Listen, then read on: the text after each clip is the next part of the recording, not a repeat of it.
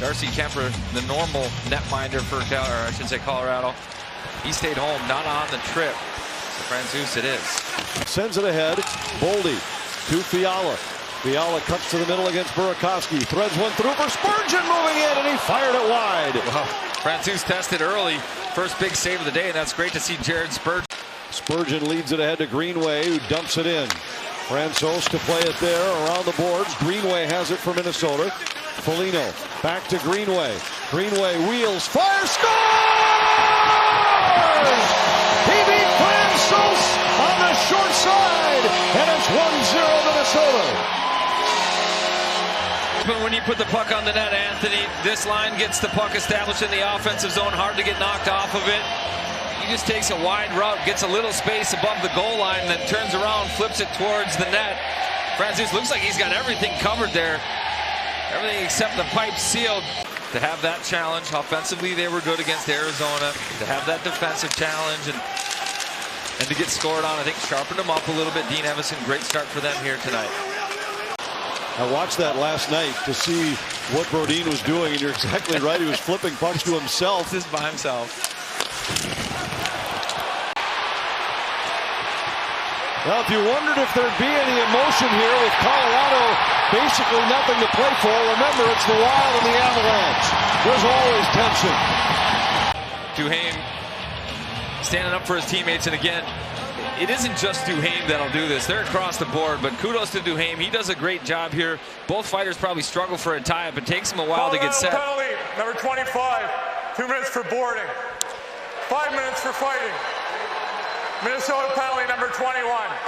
Colorado, number 25. And then the 2 for instigating 5 minutes for fighting. Against Duhaime. Number 21 for aim, 2 minutes for instigating, and 5 minutes for fighting. I'd allow the instigator to go without a penalty is when the hit itself was illegal to start with. Right. Which this one was. Of all the times to call it, this seems like a bizarre one. And he's still barking at O'Connor in the penalty box area. Here comes Kaprizov for Minnesota at center ice. Kaprizov works wide against Manson. Still with the puck. Kaprizov circles up high. Still maintaining the puck. Manson blows an edge. Up front, Joe scores!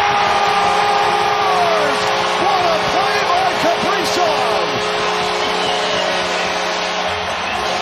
Place of Bukestad gets on the board, but Kirill Kaprizov around the horn eventually finds Joe's open stick in the slot. Beautiful play. And you're right, Anthony.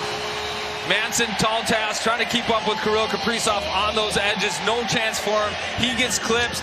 Looking to the referee for an interference penalty. There isn't one coming. Well, Joe scores against his former team. Kaprizov and Merrill the assists. And a spirited start here in St. Paul has Minnesota up 2.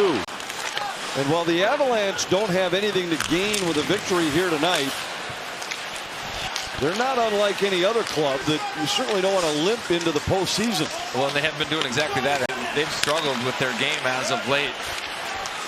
Lost 5 out of their last 6 games coming into tonight. And part of the reason they played their stars so hard last night to where they needed to rest some of them today. McKinnon, 24 minutes. Rantanen, the same. McDermott with a dirty hit on Foligno, and here we go again. Francouz cut him off. Hartman to Fiala. Back out front, and Kaprizov punched it wide. A couple good looks for Minnesota early in this power play. Fight between O'Connor and Duhaime. Game misconduct against McDermott. Fleury with a stop here. Cubs go back on the power play, but Fleury makes a big stop to keep it 2-0. Burakovsky for Girard. Fires. That was blocked by Delorier. Girard has it back. Rantanen in the middle. Count for a shot. Wild start, 5-on-3. Fiala grabs the loose puck, and Minnesota gains the zone right away. Hartman with it. Kaprizov. Avs down a stick here early. Big chance for Minnesota.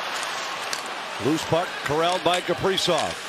Fiala moves in. Fires off the post. Spins away from Eric Johnson. Still with it. Tried to center. Jost got it back to Middleton. Spurgeon fires, deflected. Francouz down, loose puck, and Hartman! They score! Hartman's first shot was knocked away. Eventually the Wild punch it in, and it's 3-0 Minnesota.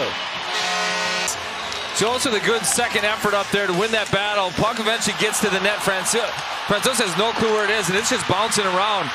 Eventually gets to the side of the net. I don't know how Kirill Kaprizov gets his stick on this one. He comes flying through. Puck's on the goal line. Wow. The ability to adjust his hands to get enough blade on the ice to get anything on that puck and then direct it towards the net. Boy, simply amazing. And that was straight in off that far post and in. I spoke on this last night. I think it's understated how strong on the skates Kevin Fiala is. Rantanen sends it across, and Kadri scores. He beats Fleury, who was moving from right to left in the Minnesota net. And the Avs are on the board for the first time. Minnesota's lead is 3-1. Kevin Fiala standing there. It's a little turnover right there. It's Matt Dumba. Eventually gets over to Kadri, having a career year. This one finds the 7-hole on Marc-Andre Fleury. These guys are certainly great young talents, and young players I think they're coming in and making more of an impact early on in their careers too, so those two things factor in. Nick Bukestad opens the third period with 1:40 left on his minor penalty, and the Avs on the power play. Wild know they will face the Blues. A win here tonight means they will open the series in this building. O'Connor by surprise there. Gerard hides that pass really well. He ends up getting it through, but handcuffs O'Connor just a little bit there. Burakovsky feeds it across. Rantanen, and what a save by Fleury! Intact. It's 3-1 Wild. Pitches it off the glass. Rantanen able to hold. Fires. A deflected puck. Fleury knocks it into the corner. Greenway with it. Out to center and down at the empty net. He scores! And that should do it in St. Paul. Jordan Greenway with the empty net tally. It's 4-1 Minnesota. Second of the night, Jordan Greenway just clears this one. Good job getting it over the head of Rantanen. That's a big guy, 6'4". The Wild have thrown a couple at the Avalanche net. This one finally finds it. That'll seal it. Wild up 4-1. Double-digit goals on the year for Jordan Greenway. Billy Guerin said it yesterday. Reaching the playoffs is tough, and it's an accomplishment. But it isn't what we set out to do. And the next step starts next week. The Wild with home ice for a first-round playoff series against the Blues.